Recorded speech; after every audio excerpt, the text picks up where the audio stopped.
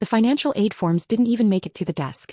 My father crumpled them into a ball before I could finish my sentence, tossing them into the trash can with the casual flick of a wrist usually reserved for junk mail. He didn't look angry. He looked bored. He leaned back in his leather chair, the leather creaking in the silence of his home office, and delivered the sentence that would define the rest of my life. "You are dead capital, Fiona." He said it calmly like he was reading a quarterly report. An asset with no yield. I just looked at him. I didn't scream. I didn't cry. I just watched as he pulled a checkbook from his drawer, uncapped his fountain pen and signed a check for $5,000. Not for my tuition. For a security deposit on a luxury apartment for my twin sister, Bianca. "She needs a proper environment to thrive," he added, sliding the check across the mahogany desk toward an empty chair, as if my presence didn't even warrant a direct handoff. "You on the other hand are a write-off. Figure it out yourself." Before I tell you how a bad investment became his worst nightmare, drop a comment below. Where are you watching from, and have you ever been underestimated by your own family? I didn't slam the door. Slams are for people who want attention, for people who still hope that a loud noise might wake someone up. I closed the heavy oak door with a click so soft it sounded like an intake of breath. I didn't look back at my father. I didn't look at the check he had just signed for Bianca. I walked straight up the stairs to my bedroom, the room that had always been the smallest in the house, the room that felt less like a sanctuary and more like a storage unit for a spare child. Most people in my position would have packed a suitcase. They would have grabbed clothes, photos, maybe a childhood teddy bear, artifacts of a life they were leaving behind. I didn't touch my clothes. I went straight to the vent under my desk.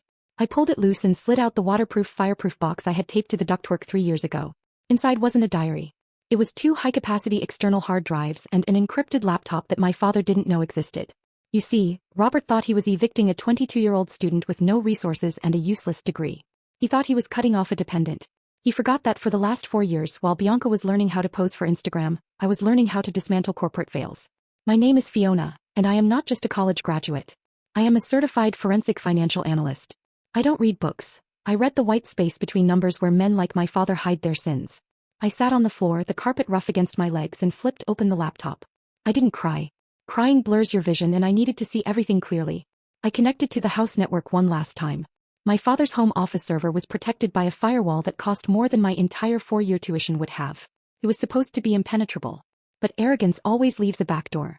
He used the same password for his secure server that he used for his country club login. One keystroke and the screen flashed from red to green. I wasn't looking for tuition money anymore. That was small thinking. That was the mindset of a beggar. I was looking for leverage. I initiated a mirror copy of his entire financial history. Every tax filing, every offshore transfer, every consulting fee that didn't match a project invoice. The progress bar on my screen crawled forward. 10%, 20%. It was the only heartbeat I could feel. Downstairs, I heard the clink of champagne glasses. They were toasting. Celebrating Bianca's new apartment, celebrating the shedding of the dead weight. They were laughing. I let them laugh. Laughter is distracting. It makes you sloppy. While they toasted to their freedom, I was downloading the chains that would eventually bind them. The download finished with a silent blink. I disconnected the drive, slipped it into my backpack and stood up. I left the clothes in the closet. I left the bed unmade. I left the photos on the wall. I took only the data. Walking down the stairs, I felt a strange, cold lightness in my chest. It wasn't happiness, but it was power. My father had called me dead capital. He was about to find out that dead capital doesn't just sit there. It haunts. I walked out the front door, past the luxury cars in the driveway, and stepped into the cool night air. I didn't have a plan for where I would sleep, but I had his entire digital life in my backpack. The war hadn't started when he threw those papers in the trash. Started the moment I walked out that door. To understand why I didn't hesitate to steal my father's digital life, you have to understand that this wasn't just about tuition. Tuition was just the final invoice in a lifetime of bad accounting. The real deficit started 6 months ago in the driveway of the house I had just walked out of. It was a Tuesday morning. I was heading to my shift at the library, walking down the long, paved driveway because my father refused to let me park my rusted 10-year-old sedan next to his BMW. But that morning the driveway was blocked. A brand new pearl-white Porsche Macan sat gleaming in the sun, a red ribbon stretching across the hood like a wound. Bianca was already inside it, adjusting the rearview mirror, checking her angles for a selfie. She didn't look like a student heading to class. She looked like an influencer heading to a sponsorship deal. My father stood by the driver's side door, beaming with a pride I had never seen directed at me. He looked at that car the way an artist looks at a masterpiece. I stopped. I knew what that car cost. I knew what our family finances supposedly looked like, stretched thin, or so he always claimed when I asked for money for textbooks. Where did the money come from, Dad? I asked. I didn't shout. I just asked. He turned to me, his smile not fading, just shifting into something patronizing. It came from the estate account. Your grandmother's trust. The air left my lungs. Grandma had left that money for education. For both of us.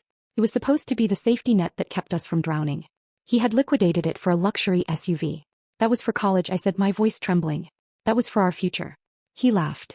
It was a short, sharp sound. You need to learn the difference between an expense and an investment, Fiona. Bianca is an investment. He's going to be out there meeting people, making connections. She is the face of this family. She is a marketing asset. He looked me up and down, taking in my thrift store coat and scuffed boots. You are back in support. You are a depreciating liability. We don't paint the warehouse, Fiona. We paint the billboard. That was the moment. That was the core of my indoctrination. He didn't see us as children. He saw us as commodities. Bianca was the shiny product on the shelf, polished and displayed to attract wealth and status. I was the inventory gathering dust in the back, costing him money to store, offering no return on investment. I stood there in the driveway watching Bianca rev the engine. She didn't even look at me. She just laughed, waved at Dad, and peeled out of the driveway, the tires screeching against the asphalt. My father watched her go, satisfied. He turned back to the house without a word to me, leaving me to walk the 2 miles to the bus stop in the rain. He thought he was teaching me my place. He thought he was explaining why I deserved nothing. But standing at the bus stop that day watching the rain drip off the shelter roof, I realized something he missed. If I was the warehouse, if I was the back-end support, then I was also the one who knew where the bodies were buried. You don't mistreat the actuary, Dad. You don't insult the person who counts the beams when you're skimming off the top. Back in the present, the night air was biting. I adjusted the backpack on my shoulders. It was heavy with the weight of his secrets. He had spent years treating me like a liability, like a line item to be minimized. He forgot that liabilities can become debts. And debts eventually come due. I walked to the curb and hailed a taxi. I wasn't going to a bus stop tonight. I had work to do. The invitation wasn't a request. It was a summons. Family dinner. 7 p.m. Don't be late if you want your personal effects. I arrived at 6:59. The dining room was staged like a theater set.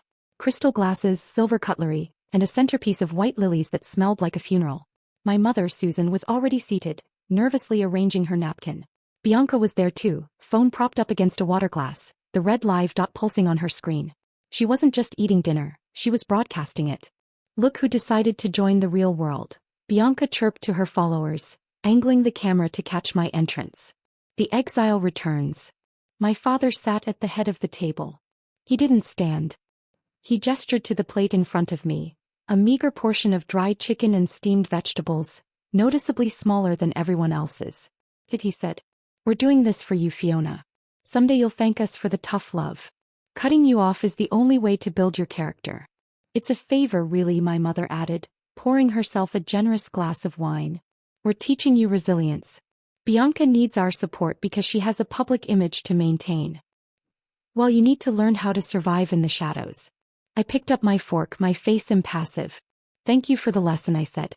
My voice was flat, devoid of the gratitude they wanted or the anger they expected. Bianca giggled, checking her view count. "She's so ungrateful, guys. Can you believe it?" Robert cleared his throat. He reached under the table and produced a thick manila envelope. He slid it across the tablecloth, stopping it just short of my plate. "Since you're officially independent," he said, his tone casual, "we need to clean up some administrative loose ends. Your grandmother opened a small custodial account for you when you were born. A few $100s. I need to close it out to stop the maintenance fees. Sign the waiver transferring the balance to the family trust, and we'll call it even for your room and board." A custodial account. I opened the folder. It wasn't a few $100s. I knew from my silent audit that the balance was over $400,000. Money he had been funneling there for years to hide it from the IRS, disguising it as gifts to his child. He thought I wouldn't read it.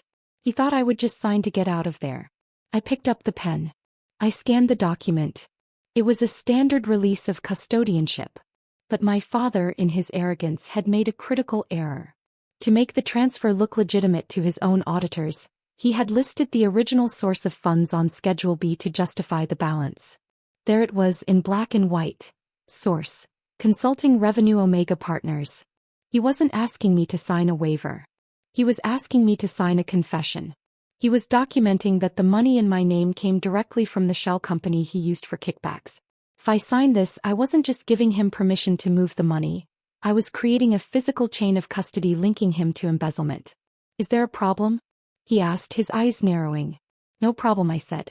"Just admiring your record-keeping." I signed my name with a flourish. I pushed the document back to him. He snatched it up, a triumphant smirk twisting his lips. He thought he had just secured his retirement fund. He didn't realize he had just handed me the murder weapon. Good, he said, tucking the evidence into his jacket pocket. Now finish your vegetables. You can't afford to waste food anymore. I took a bite of the dry chicken. Tasted like victory. The building that housed Vance and Associates was a glass monolith that seemed to slice the sky open. It was the antithesis of my father's cramped, mahogany-paneled world. This was where the sharks swam. And Professor Vance was the biggest shark of them all. He was my father's direct corporate rival, the man tasked with auditing the very merger my father's company was trying to close. I walked into the lobby wearing the only suit I owned, a charcoal gray ensemble I'd bought for a mock trial in sophomore year. I didn't have an appointment. I didn't have a resume. I had a single manila folder and the kind of desperation that sharpens your focus to a razor's edge. The receptionist tried to stop me. Professor Vance is in meetings all day. You can leave your card. I don't have a card, I said, placing the folder on the marble desk. But tell him this file contains the reason his audit of Omega Partners is about to fail. 3 minutes later, I was sitting in a corner office that smelled of espresso and power. Professor Vance stood by the window, flipping through the pages I had printed from my father's server. He stopped on page 4. His eyebrows rose. This is a discrepancy in the vendor payout schedule, he said, not looking up. A rounding error. It's not a rounding error, I said. It's a pattern. Look at the timestamps. Every transaction ends in 03. That's not a vendor code. That's a routing number for a shell account. He looked up then. He looked at me the way a jeweler looks at a rough diamond, assessing the cut, the clarity, the potential value. Who are you? I'm the person who knows where the rest of the zeros are, I replied. And I'm looking for a job. He closed the folder. You start Monday. Junior analyst. Don't make me regret this. He didn't regret it. I spent the next 3 months living in that office. I was the first one in, the last one out. I devoured data. I traced shell companies through 3 different tax havens. I built a map of corruption so detailed it could have hung in a gallery. But the real target was always the UTMA. 2 days before graduation, late at night, I finally had the access I needed. I logged into the secure banking portal using the credentials I'd scraped from my father's server months ago. My heart hammered against my ribs. This was it. The moment of truth. I typed in the account number. I hit enter. The screen blazed red. Account closed. Panic hit, but I forced myself to think.